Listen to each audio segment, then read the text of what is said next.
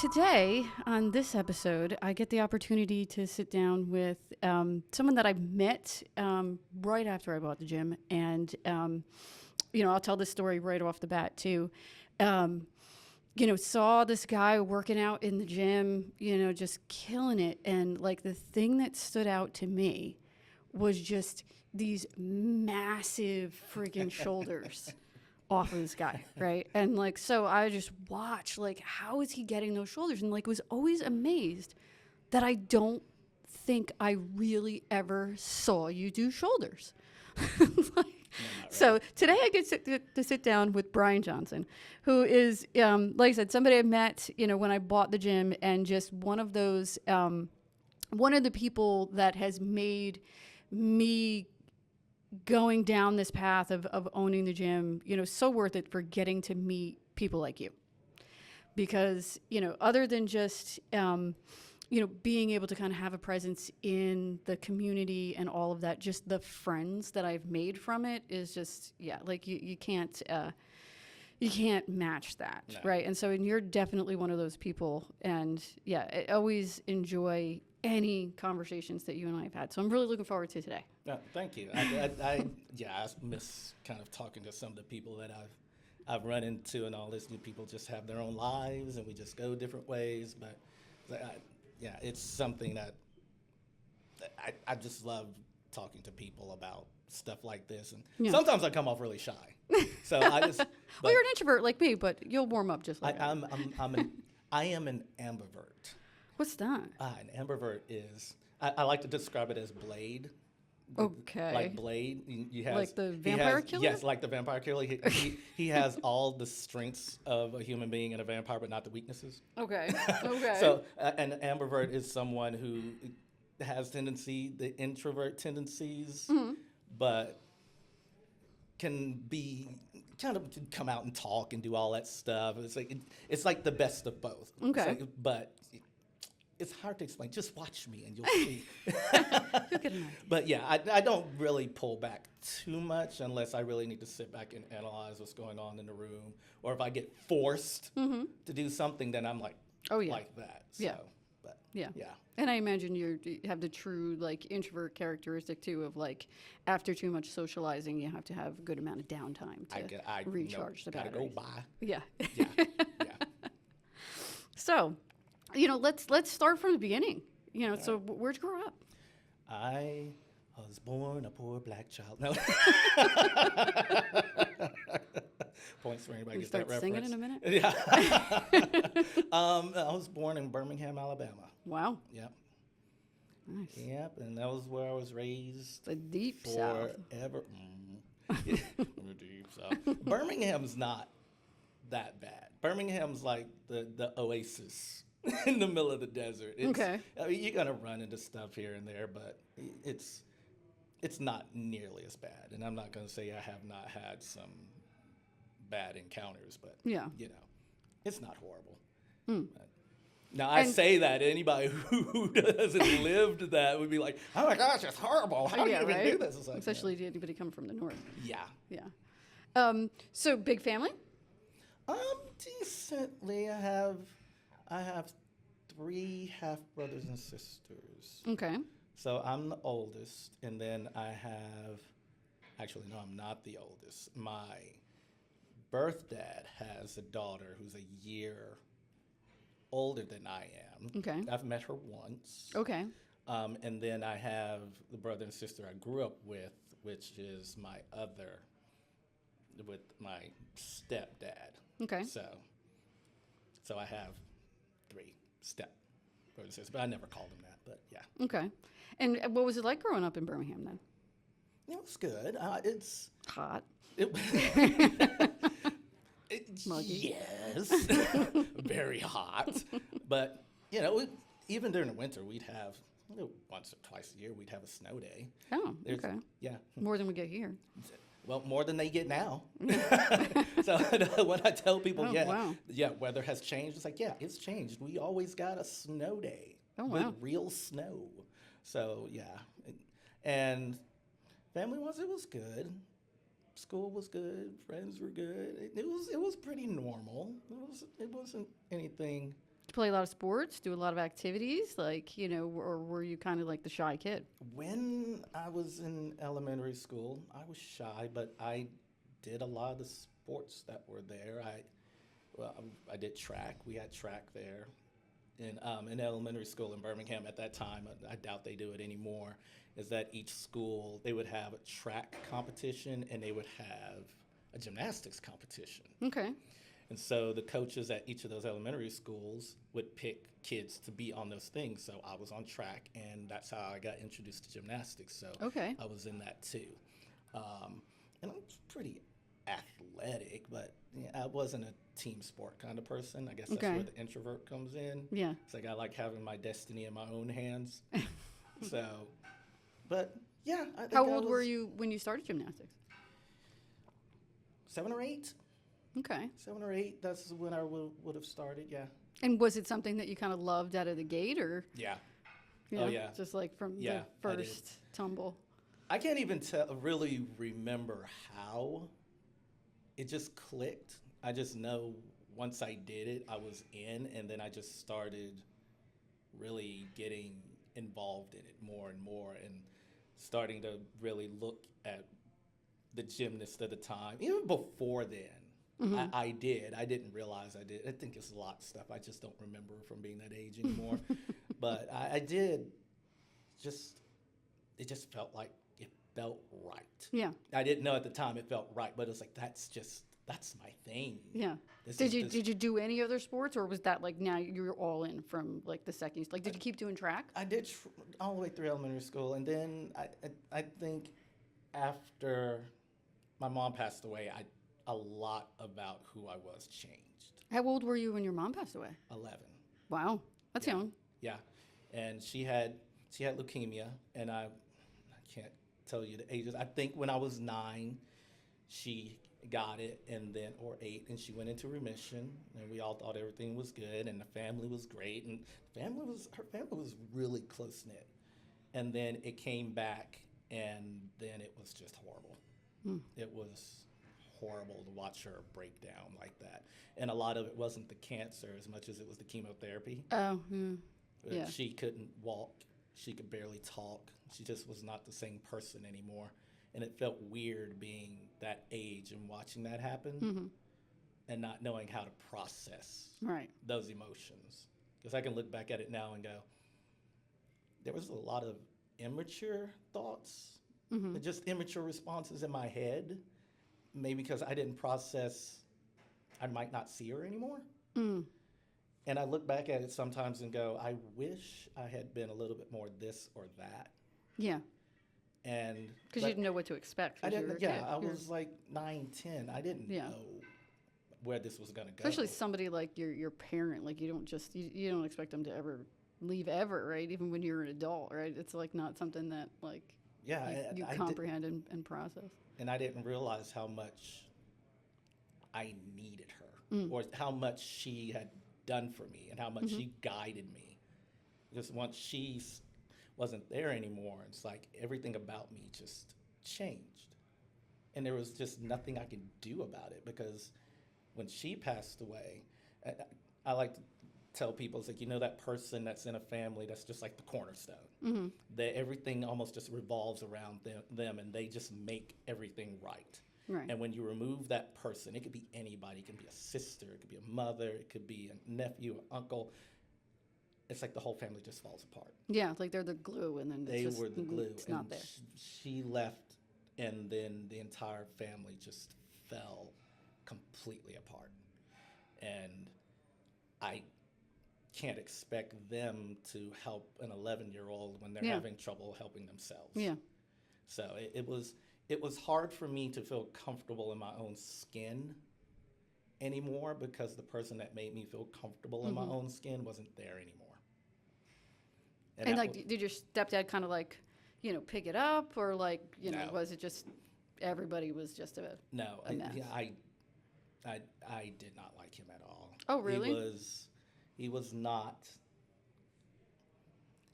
He was too immature to handle that situation Oh, that's himself, and I Yeah. don't think he truly understood how to handle. Well, a how kid old like was your me. mom at the time? Like when she passed? It's 1988. She was Like, born, was she young? 34. She died Holy right shit, after that's her young. birthday. Yeah. Yeah. So, yeah, I mean, She if your was very young. stepdad was around the same age, yeah, Yeah, that's he was like a not year an younger age than that, her. Yeah. So, Yeah, he was probably all messed up from that then. Yeah, no, he was. He was. I don't think he could process watching her fall apart like Yeah. that.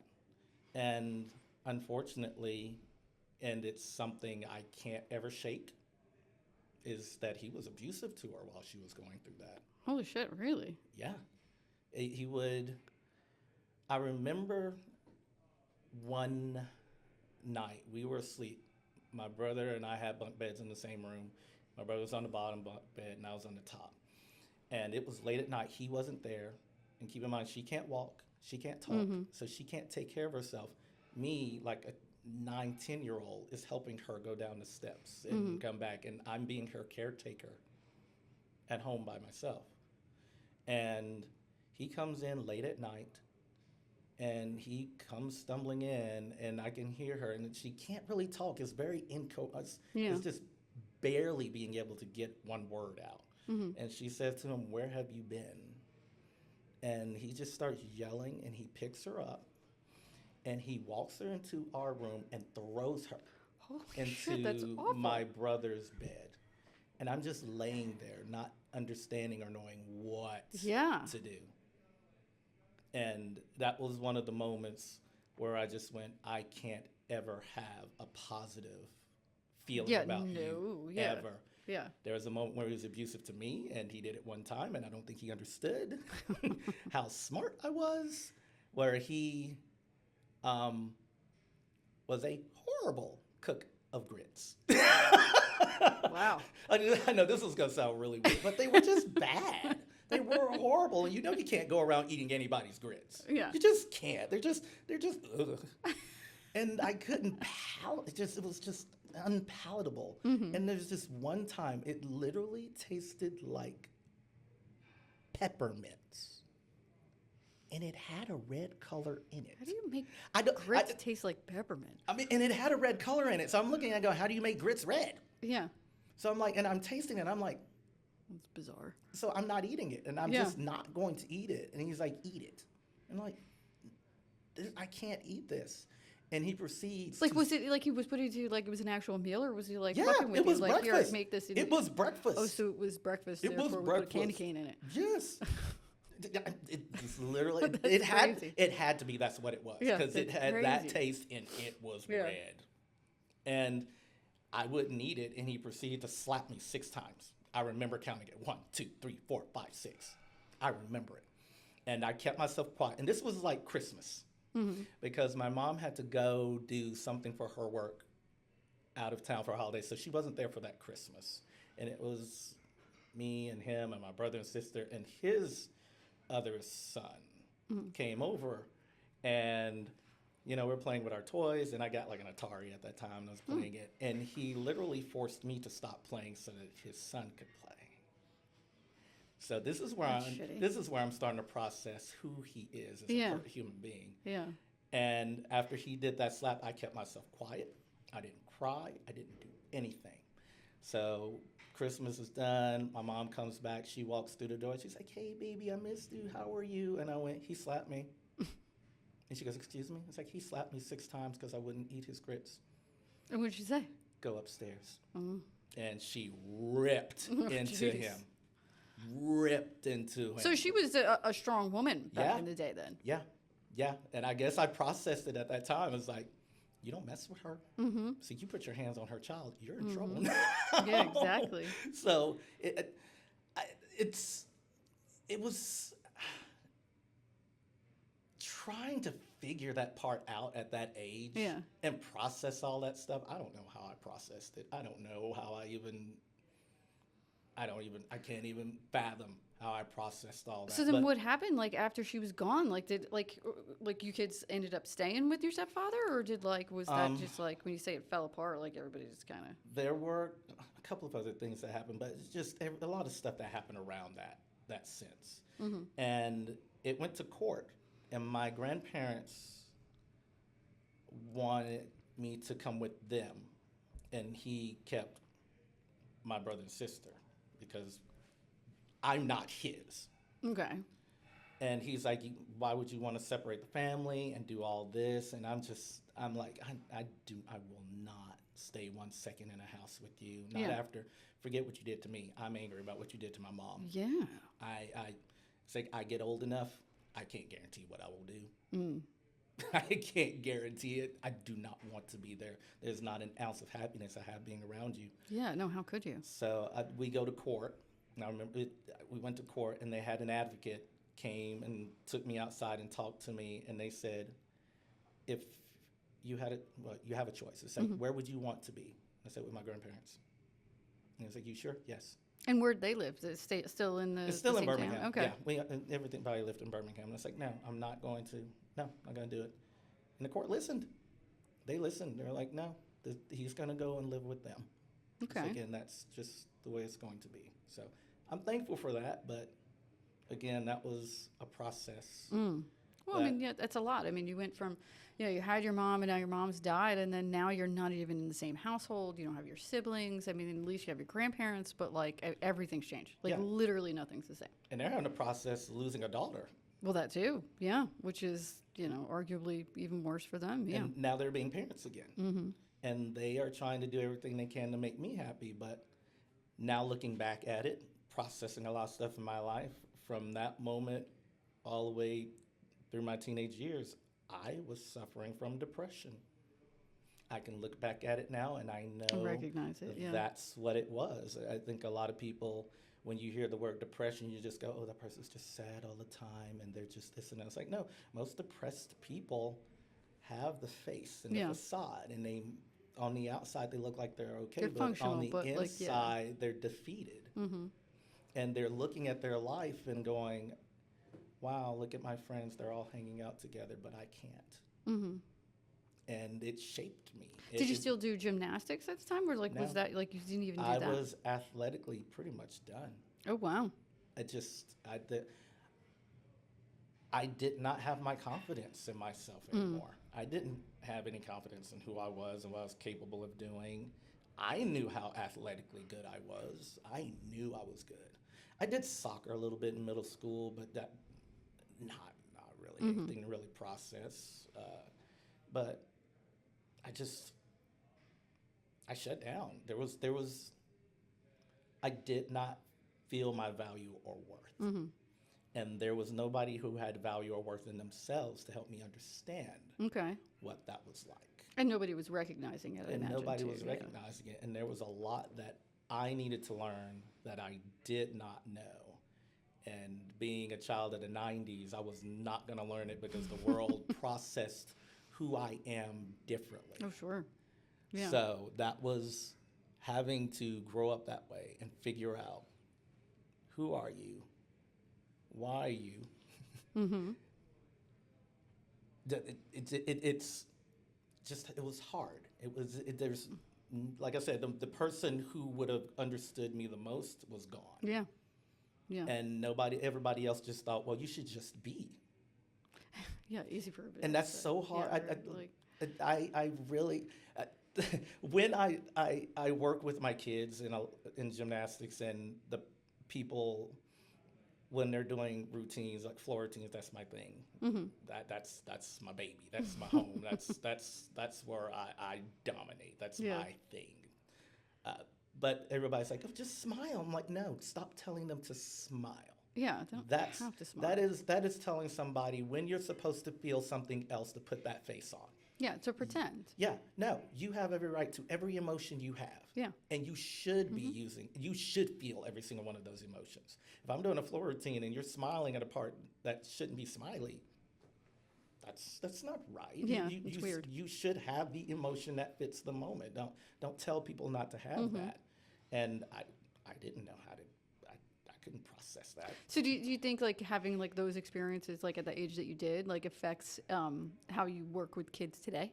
Yes. And your kind of relationships like to them, and relating and understanding, and like do you think it makes you more I don't know, like aware of what they might be kind of going through or feeling? Yeah, and vice versa. It's like a lot of the things that I went through, it shaped how the lessons I learned, I want to pass on to my kids so that they have a leg up and can start at a much higher place than I did. Yeah. And then I also take what I'm learning from them and use myself Okay. and go, okay, you are going to tell them this, then you need to be an example. Because you can tell somebody to do something all day long. People lead by example. And I can't tell somebody to do something if I can't be that thing also to the best of my ability. Well, So, I mean, it's also, I mean, there's something you said about you kind of, and something to be learned from how kids process things and react to things, right? Yeah.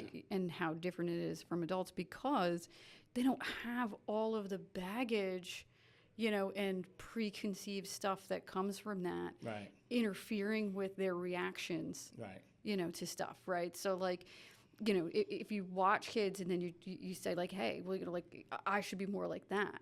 Yeah. Right, like there's something to be said for that because those are reasons. I mean, it's people always classify it as innocence, and it is in a way, but it's really just more. They're not tainted. right. Yes, exactly. It's that starting. Their emotional intelligence has started here, and it hasn't been skewed yet. Yeah, So yeah, it seems like innocence, but it's just the start of their emotional it doesn't maturity. have other influences. Yeah. Right, exactly. And so it's Yeah. growing from there. So that you're trying to help them develop that emotional maturity, that EQ, that emotional quotient, and develop that so they become stronger. Yeah. So yeah, like you said, it's not really innocence. It's just the starting point, and they have not. It's clean slate. Had they Yeah. haven't had a road that's determined how they are emotionally going to respond Yeah. to things. Yeah. So what changed it for you? Like what kind of put you on a different trajectory or kind of got you out of the depression that you were in your teenage years? I think just going to college. Okay. I think just being freer. Where'd you go to college? I went to University of Alabama in Huntsville. Okay. The plan was to go to Alabama, University of Alabama, Roll Tide. I was going to ask if you're a big fan. Say anybody who knows me knows. We're in mourning right now, but that's okay. The plan was to do that when I really was like, I'm going to do astronomy. Because I love space and I love weather too. I'm a weather nerd. So when like weather stuff happens, I'm like all in it and I'm explaining to people, yes, this is why this weather pattern is happening right now in 5 days. About the It's like, Weather Channel. The storms are happening. I love that stuff. So I dig into it and I love astronomy and stuff like that. So I thought that's the route I was going to go. But somewhere along the line, video games jumped into my life and I was like, I want to make video games. Oh, okay. I want to make video games. That's what I want to do. So Alabama Huntsville, UAH, is more of a tech school. It's Okay. more of a computer science engineering school. It's like, okay, I'll go there. And then once I did that, I went, I'm good at math, but it's boring. So you took like computer science? Yeah. Is that what you got a degree in? No. Okay. I did not get my degree. Gymnastics jumped in again. Oh, so came back. it was just gone. But in the back of my head, I was always saying, I'm going to come back to it one way or another. I foolishly thought I'll do the sport again. That was not going to happen. But I was still in my room at home constantly studying the sport and writing it and watching videos and just looking at, okay, this is how you do this. This is how you do that. So the whole time, even though you weren't doing it, you were keeping an eye on it and making sure that, you studied it, like you said. I was a study of it. And having said that, even then, again, I stepped back and I can look back at my life right now and realize that just the same way I realized depression was going on in my life, the thing that really kept me sane was writing. Okay. And that's when I started developing my desire to write and do choreography. Okay. And those things, those outlets, that was my release. Like, what were you writing? Short stories. Okay. I had a short story published when I was in middle school. Oh, nice. Holy I shit, just- in middle school. Yeah, yeah, I know. It's like a lot of people. I liked doing it. I didn't think I was good at it or anything, but whenever I would write anything, I would get this insane response from my teachers. Like it, like an English class, we were supposed to write a letter. So that you learn how to write a letter and the heading and all the that stuff proper and all that form, stuff. yeah. So you just wrote a letter. So I was like, I'm going to write a letter about a Russian soldier who is writing to his girlfriend and not knowing if he's ever going to see her again. And I just wrote this whole thing about I'm looking up at the stars, knowing that you're love looking letter. at these stars, and I don't know if I'll ever see you But again. with a Russian accent. And I finish it, and then the whole class goes, oh. And the teacher goes, wow, oh my gosh. And I would just do Everybody things else wrote it to their dog. Right. Yeah. Right. Or there was one time I was like, I was early for school, and I was just sitting outside. I was like, oh, crud, I forgot to do this assignment. And I'm like, and we go in, we go to the English teacher, we're reading through whatever assignment. She goes, class, stop. I want you to hear this because this is how you're supposed to write. And I'm like, I wrote that 2 hours ago. And I'm like, I don't want to tell anybody I did that, but I know a couple of people were looking at me going, That was a rush job. right. But I didn't realize I was actually good at that stuff. I wasn't like, BSing through it. I was actually good at it.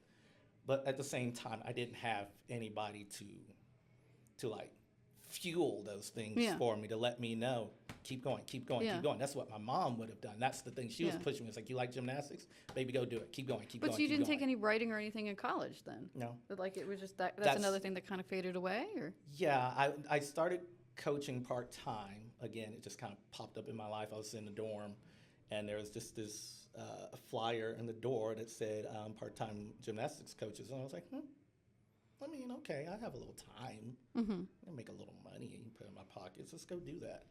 And I did that. And at the same time, that's when I realized, no, math is boring. It's like I can do it, but it's boring. And it's boring because the video games, making them wasn't the thing I liked. It was the storytelling that I liked about it. Oh, okay. So I switched to English, and I started kind of realizing that when we took our AP tests in high school. My senior year, I took the AP English test, and I got a 4 out of 5. And and everybody's like, I didn't understand that part, and I didn't understand this part. And I was like, you didn't? That was easy to me. Yeah. So that's when I started putting the pieces together that I'm actually pretty good at that. But again, there was nothing that nourished those things. And like I guess back then too, storytelling in video games wasn't really what it is now. No. Right? Like, because you didn't have cut scenes and shit like that. Like you got now, like they want to make it, like a full-blown story, right? Like back then it was, like it was just Atari jump over the holes, avoid the snakes, or like, kill the aliens, whatever it is, right? Exactly. Like, But and like then, now you actually have writers on staff. Like it's an actual thing. They people who are just designed to write. Yeah. Or they are like, they hired J.R.R. Tolkien for a story. I can't remember what game it is, but he's writing a story for that. But yeah, it's about that time. I'm pretty sure George R.R. Martin is doing it too instead of finishing his not books. Martin. Why did I say Is that- Tolkien? yeah. Erase that. Erase it. I did not say that. So for that's any what you nerds meant was- watching. I'm so sorry. I meant. You're gonna you lose know your who I nerd meant. credit on oh that my one. gosh, my nerd card's gone. Yeah, no, he's doing that instead of finishing his Yeah. actual books. Give up on that, everyone. I will finish what I'm writing before he finishes, and I've got 7 seasons of it to write. Yeah. I will write that before I'm done. Yeah. It was about that time. That's when the technology got better, like you were saying, and the music got better, and you could tell a little bit more stories. I was an RPG fan, so I was all Final Fantasy. So I was like, oh, I like these stories. Oh, I like these stories. And like you said, it just got better and better and better. And I just figured I'm a storyteller, and I wrote songs. I just wrote anything I just wanted to write. Just So as is that what you like about like doing the choreography for like the floor routines? You think because it's part of telling a story kind of in that routine. Yep. Every time I do a routine, I'm telling a story, and I'm getting the kids to process it that way. It's like, okay, listen, this is the story we're telling. Yeah. You are this, or you are that. Like I just did a routine, a Ghostbusters routine. She wanted that music. I was like, okay, that you are entering a haunted house. And as you go through the haunted house, there are ghouls who are about to come out and get you, and you're running. And that's the story of the choreography. She's doing this. She's going through the door, walking through the door like that, and she's running through the house. And there's a zombie that comes out of a coffin and all that stuff. And we're just doing it that way. And they can process it better that way. And it makes them become more creative and use their brain in a better way. They're using their imagination. Too, right? Like, because it's got a progression as opposed to just steps. Yeah, step right? 1, 2, 3, 4, 5, 6. I don't do counts. I can't do counts. I want you to hear and know your story. Yeah. That's what I'd rather you do. So the flow of it. Yeah. Yeah. Yeah. That makes sense. Yeah. Yeah. And now it kind of makes sense why you're so good at it too, because it is a different way of doing it, right? As opposed to just the mechanics. Yeah, I understand that stuff. Like I said, I'm good at math. So when I look at gymnastics, I see the angles. I can process all that stuff. I understand why that skill didn't work because it didn't come in at this angle. It needs to come in here. So I can process all that stuff in real time. So I get that part. But I also, like you said, both sides of my brain just work really well, I guess. I don't know. I don't understand why both work, but they complement each other. Yeah. So. Yeah. So then, in college you started coaching, and then like that just kind of, became the thing that you were doing? That became the thing. It did. And get a little scholarship money. I cheered. I was like, hey, I can work and tumble a little bit maybe, and that can be my source for that. And that's where the depression kind of came out. I was able to, in middle school and high school, I went to school further than where I lived. Okay. So I couldn't associate with my friends that were in school the way I could. Okay.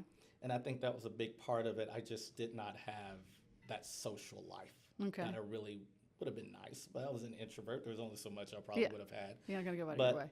I had friends like that also, and they were able to be around each other, and I never could. And it was, it's disappointing, but that's the part. That's the way I lived my life, and without probably those things happening, I wouldn't be who I am now. So that was just the thing I had to go through. And in college, I did have those friends and had that connection, so that was good. But then I had to figure out who I was. Now that it's free, now I have to process my sexuality and figure that out. And you're a black man, and you're in the 90s. In Alabama. In Alabama. That's rough. Yeah. That's rough. Yeah. It's so rough. I don't think people can truly process how rough it is. You're going into the black church, and they're already saying you're going to hell. You're going to hell. It's like, I mean, you've heard it from day one, I'm sure. From day one, and in my head, I heard that one day, and in my head, there's this voice going, "No, you won't. No, you won't.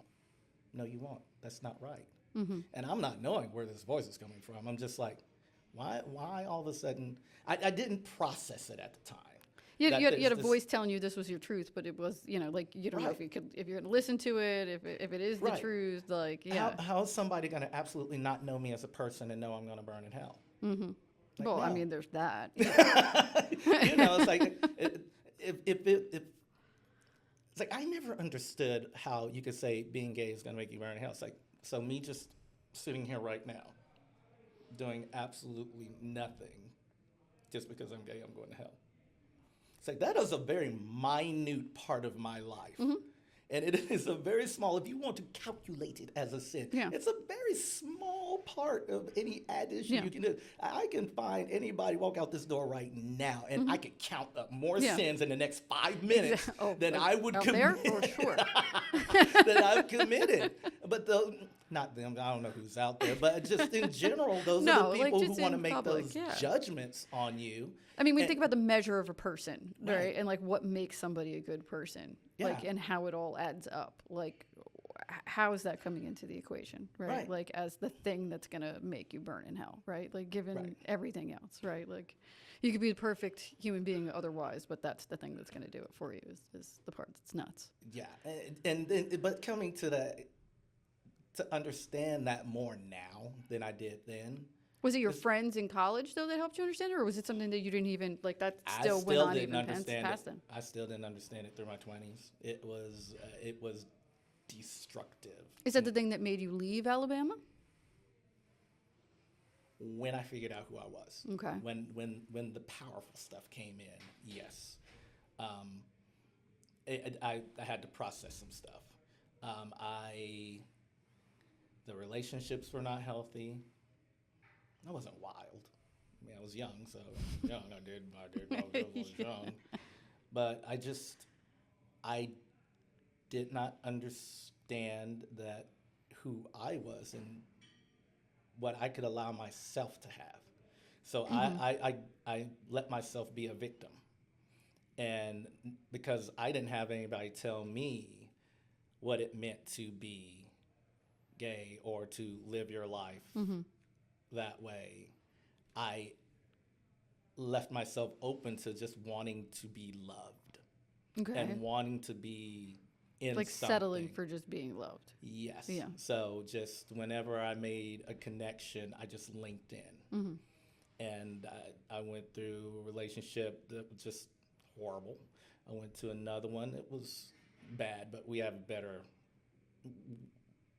ended up decently friends. We were good. We had an understanding for one another. Then the third relationship was where I spent too many years just not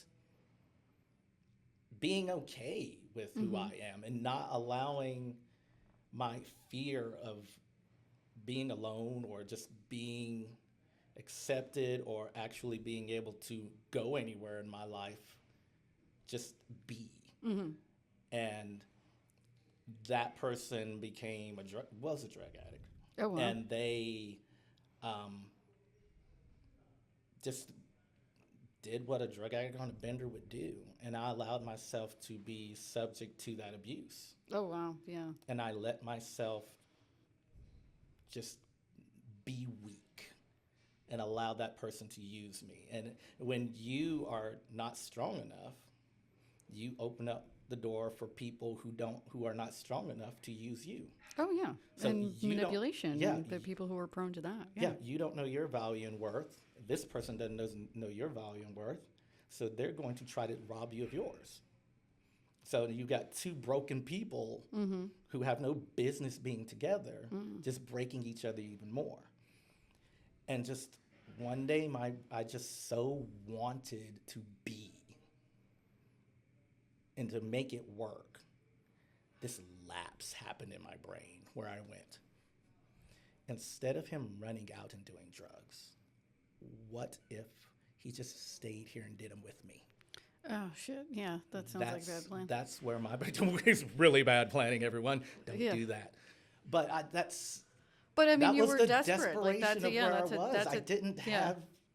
didn't have that person who supported me. I had a family that didn't understand any part of who I was. I was a black sheep in the family. Well, I was going to say, like, I was what about your siblings? I was a unicorn in the family. I was just not the same person as everybody else. And I just wasn't. Yeah. It's like I just thought differently. I worked differently. I acted differently. It just was. For a lot of reasons other than just being gay. Yeah, no, but like, I mean, there's a lot I was there artistic. that makes you different. Yeah. I was athletic in a different way. I was just more athletic. I was super intelligent. Everything was just at a higher level. And like I said, I was just being a unicorn, as humbly as I can say it. It's like I was given a lot and just lost the person that was going to guide me to learn how to use it. Yeah. And so how did you get out of that situation? I went through a few years of addiction. And I was coaching. Like anything in particular? One day, I was getting ready to go to work to coach. And it was literally a crossroads. I pull up, and either I turn right to go to work, or I turn left and go feed my addiction. And I had been able to be a functioning addict, and I would go to work. That day I didn't. Oh, yeah. Like that. And That's I how. went the other way. And by the end of that night, it was the middle of the night, and I sat in my car, and I just cried and cried. And I just yelled out, God, I can't do this anymore. I keep trying to fix it. I can't. I'm messing it up. I can't do it anymore. Just whatever you want me to do, I'm moving my hands. You show me what you want me to do, because I can't do it. I'm tired of hurting myself and allowing other people to hurt me. And literally from that second, it was like a chain reaction of things that happened. I went somewhere. It's like this clarity hit me. I went somewhere to say, hey, I would like to get help. That didn't work out, but it led me to someplace else. But like just in later that that moment night. of time, like you said that, and then like it's just It was like washed over. It was just a insane, just like the universe went, all right, he's ready now. Yeah. It just went. And then I went to go do something else. And then I called a parent of one of my gymnasts, because I was really close to her. And I went, this is what I'm going through. And I feel like I can't do it by myself right now. And she just got up that morning. She got her, and she got the kid, and she got me, and she took me somewhere and went, we're going to get you help. Wow. We're going to That's find amazing. someplace for you. This Like, one did pla- people know that you had that going on? Like, did they tell? Like, did that parent know when you called her? No. Okay. I don't think anybody So you had done a good knew. job of I hiding it didn't. until then. No one at work knew. I think people could probably tell I wasn't at my healthiest, but I don't think anybody knew. My family knew, because a lot of the family was going through the same thing. Oh, wow. Okay. So, and that made a decision later on in life that I need to do. She took me someplace. Did she take you to like rehab or just? Yeah, kinda like she off took the- me to, and this is like maybe 4 or 5 hours later. The sun's coming up now. I'm sitting in the lobby for someplace, and while I'm sitting there, I decide to call my ex. Okay. And I'm going, hey, I wanted you to know I'm going somewhere to get help. Because I think I just wanted somebody to say good for you. Yeah. But I don't know why my brain went to that. Yeah. So he goes, why would you do that? I didn't need to do that. Why would you even want to do that? And I don't understand why you would click. Yeah. And I'm like, the phone just went off. Full signal. I know he had his signal. It's like the conversation just stopped. And it's like, thank you. Thank you for turning that off. Yeah. So I didn't have I to did hear not it. need to hear that. So, Yeah. so I was like, okay, I'm getting it. I'm okay. I'm starting to understand you. I hear you. You're okay. All right. And then it led me someplace else where I had to literally, I've never told anybody this like chain of events, because I think it's almost impossible for people to believe this chain of events. Then finally I found a place, and it's like, okay, you can't be there yet because they're full. You have to wait here. And it was almost not really like a halfway house, but you could stay there overnight. Okay. And there was a lot of people who were just on the streets who needed a place to stay and stuff like that. And they just gave a few people, they got the first beds Okay. while they were waiting to go. It was the Salvation Army I was waiting to go into. Okay. I didn't know that at the time, but that's what I was waiting for. And they're like, you have to sit here and you have to wait. And you can't go anywhere. If you get up from that spot, then you start all the way over. So I literally Okay. I just sat there. I mean, you could go and go to a restaurant, stuff like that. But if you like Yeah, but it's left, a test, right? Like, especially when you're an addict, like that's a test right it's there. exactly what it was. It's I look back at it, and that was I say that was God saying, peace, be still. Sit still. If you truly, I'm not trying to get religious on everybody, but this is what happened to me, and there's no other way to explain it. If you truly are waiting for me to do it, then sit here and wait, because Well, you I mean, haven't you waited have any to other do time. it. Like that's the thing too. You have to do it. Yes, You know, like I can show you the way, but you got to Yes. do it. right. So You I'd know, say and this is where it starts. yeah. Yeah, So I by sat sitting there. in this chair. I sat there Yeah. 7 days. Really, 7 days? 7 days. That's an eternity at that point. And on the seven, and I did it with a smile on my face. I had never been as happy as I was in that moment. I had never had as much clarity. I did not want anything. I was offered on the regular basis while I was there because there were I'm drug sure. addicts there. Yeah, And I I'm was like, sure. No, I'm good. No, I'm good. No, I was good. Yeah. I was good. But I mean, I got to imagine there's like something about like you've been kind of shown that path. You know that you want it, right? Like you could feel it in your bones that this is what you want. But then also the combination of all I have to do. I don't have to do anything else. Right. I just have to sit here and like something, I don't know, like peaceful and kind of, I don't know what the word is, but just, like relaxing, and freeing, I guess is the word of just, you have no responsibilities other than to sit here and wait for the next thing. And you know what? Having this, I think this and is be what, with yourself. Yeah. And I think this is what made COVID not so bad for me because I'd already been there. Yeah. And I think the problem with that is that a lot of people don't know how to sit still.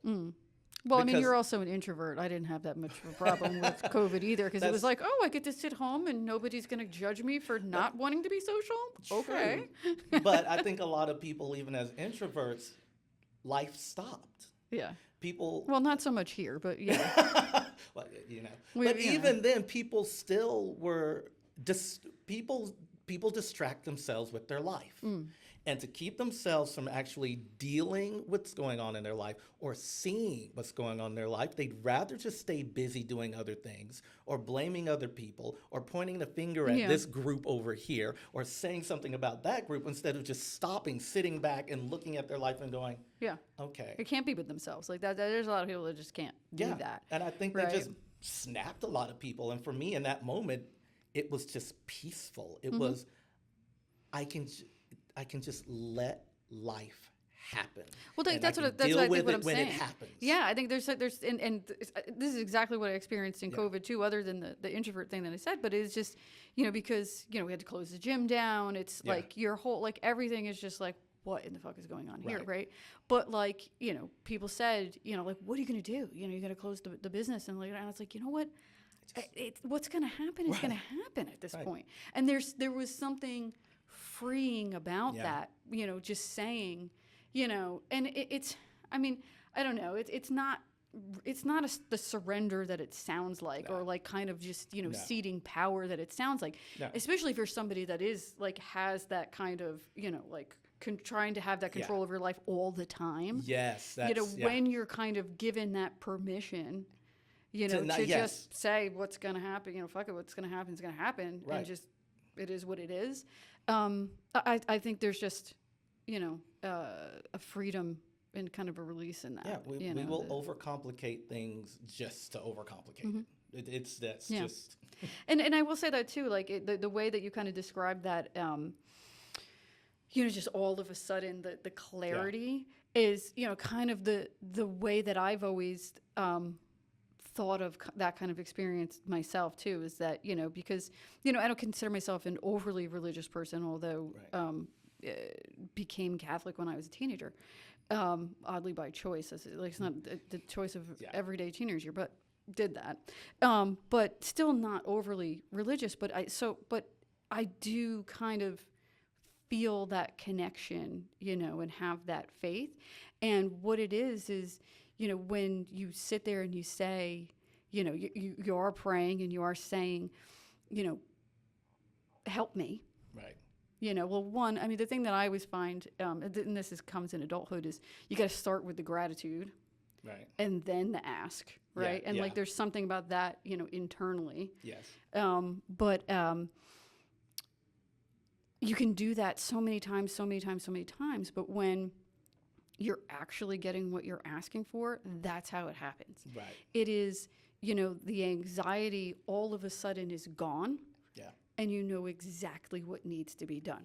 Right. you know, and that's the way that I've always experienced it. And I mean, you can't really explain it to someone who hasn't. No. You know, experience that is just that the clarity is the word, you know, for just.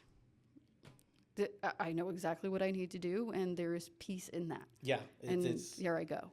Now I can find my purpose. I was running around without a purpose.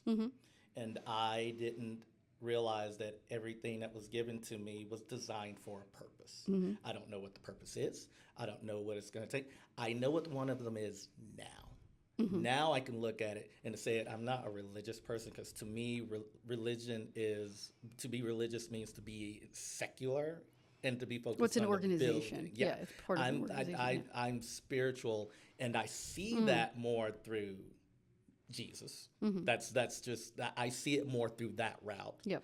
But I think for me that it comes to you the way it works for you. Yeah.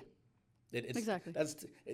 It's too powerful of an energy or a being or whatever you want to call it to be reduced to one thing. It's what speaks to you. I Yeah. mean, that's just We're too much. We are individuals, so one thing won't fit everybody. Yeah. So it's going to come to you the way it comes to you if you allow it to. So it's I don't know. But so how did you ultimately end up in Myrtle Beach then? While I was there, I'm going to keep some of it a little bit more personal. Okay. And some of it I'm going to hold back, because it's not all about, this is about me right now. I went through just figuring out, this is my purpose. I'm going to wait and figure out what it is I need to do. I'm going to just get into spiritual stuff and da-da-da-da-da. And I think what a lot of people don't realize about Salvation Army is that when you are putting money into those kettles, or when you go buy things at the Salvation Army stores, every penny of that, outside of paying for the people who are employees for Salvation Army, every penny of that goes to their rehabilitation centers or to their shelters. They're not pocketing that like Goodwill does. Yeah. That's what you're funding. They're true not-for-profit. Yeah. You're funding that. So when you go into some of those stores, there are guys there who are in rehabilitation at that moment in time. Okay. And what they're doing is they're trying to, let me say it right now, Salvation Army has some weaknesses.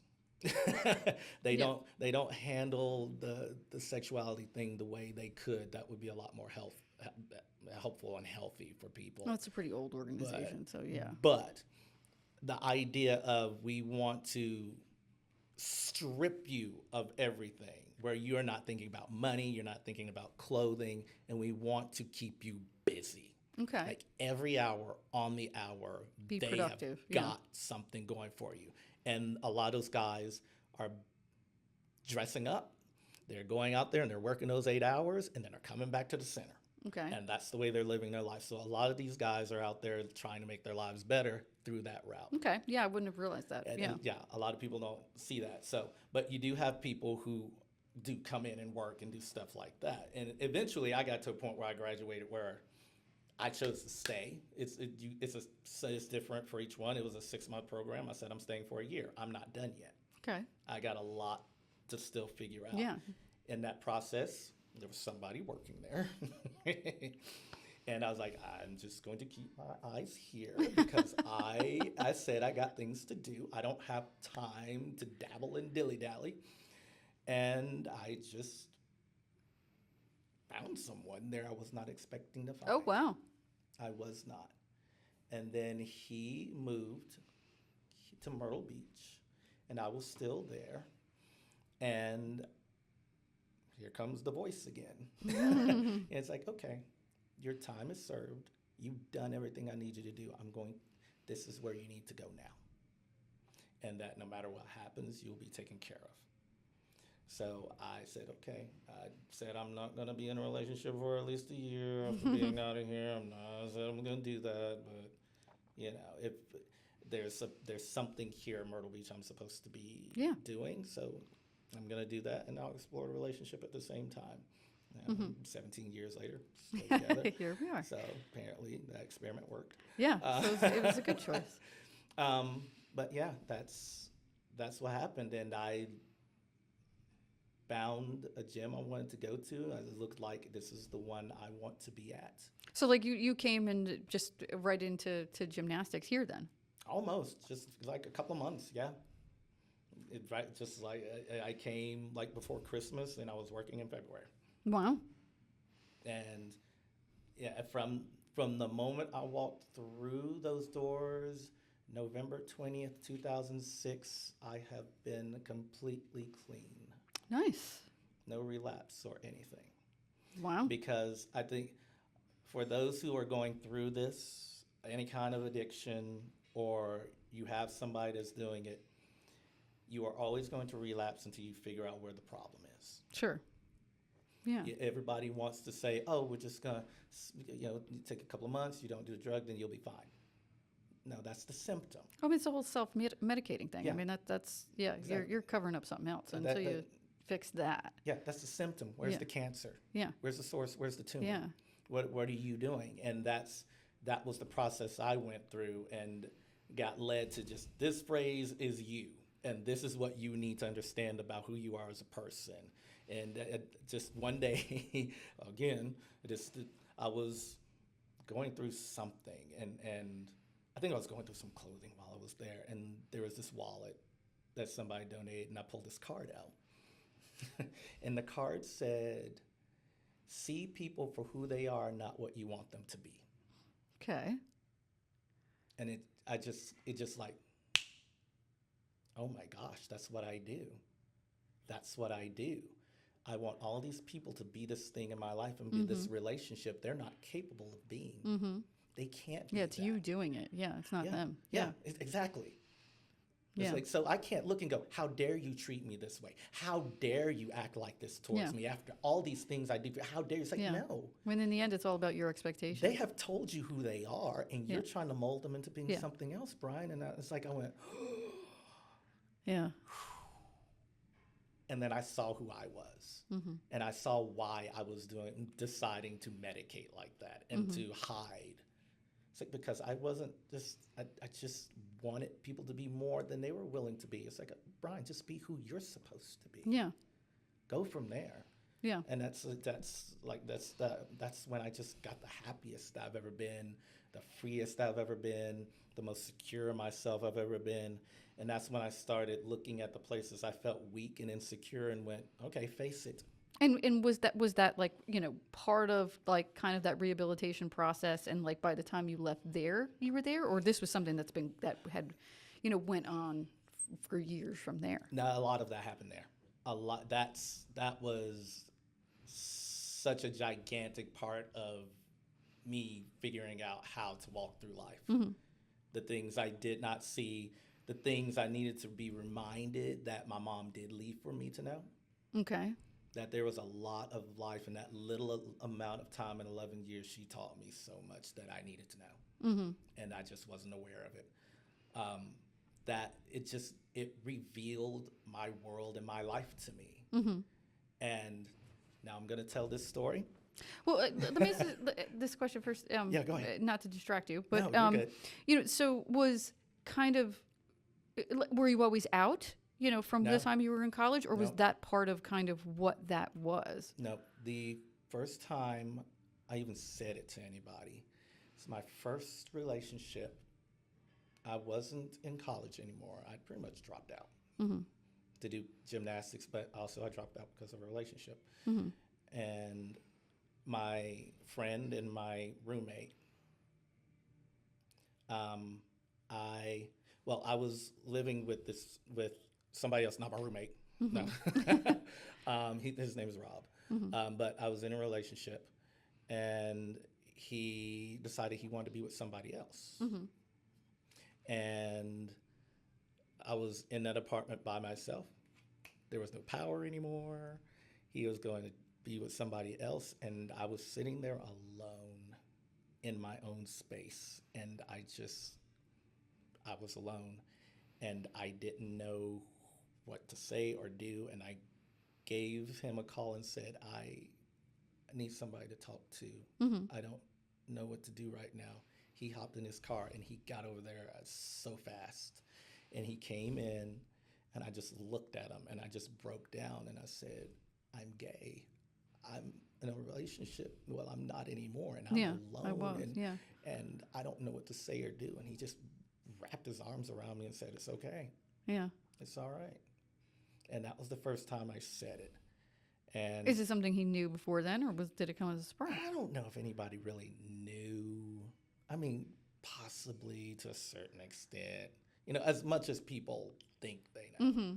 But, you know, who knows if they know or not. But so after that, like, were you out then, or was it still kind of like you just had finally said it out loud, but like we're still not talking about it? No, I still really wasn't. I think I was just in the space of I just lived it. Even with my family, I didn't say I was. Okay. But boyfriends came around. So I was like, you're going to have to deal with this. It is what it is. We're not going to talk about it. It is what it is. And if you have a problem with it, I'm a lot older and bigger now. So I don't think you're going to be saying much. Although one person did try, and he learned very quickly, don't do that. But no, no, I never really did until just like maybe extremely recently. I'm like, I'm too old to deal with other people's bull. Yeah. It's like, you got a problem with it? Look me in the face. I'm a little different now, so I'm like, you got a problem with me? It's like, what are you going to say about it? What are you going to do? What are you going to do? Well, I mean, yeah, exactly. What are you going to do? Yeah. Because I can tell you right now, it's like, whatever idea you have, it won't work. Yeah. It's like any standard you have, I'm more masculine than you in those standards. So I'm not really concerned. Yeah. Yeah. So, no, I just don't care, and I'm happy, and I have a family and a relationship, and I'm doing better. But I was the best I'd ever felt in my life, and I was happy, and I could care less what it's. The more free I am of those things, the better my life becomes. Yeah. Because I'm not overthinking it, I'm not over controlling it. I'm just free. I can just let whatever the circumstances are happen, and then work from there instead of trying to control it and dictate it the way I want to say. I want people to see me this way. I don't want them to see that part of me. It's like, no, just be. Yeah, this is me. Because somebody out there wants to see that and needs to see that or hear that and go, but that's who he is. Then I could be comfortable in being that. Or I can do that. They say, if you're gay, you can't do that. And you can, he does it. It's like, why can't I? It's like, or something like that. It's like, it's like, I can't be afraid to just be, because if I'm not being, somebody's not seeing what they need to see in order to feel like they can be. Yeah. So it's poisonous. Yeah. It is. I can't live my life. I can't live my life any other way than I need you to see me so that you can be able to see yourself. That's where I am in life now. So yeah. And then after I heard about the one main athlete that he groomed to the T, that he had finally kicked her out and did it publicly in front of all the kids. Oh my God. And said to her, you're the reason why the program's not doing well. You can't be here anymore. Get out.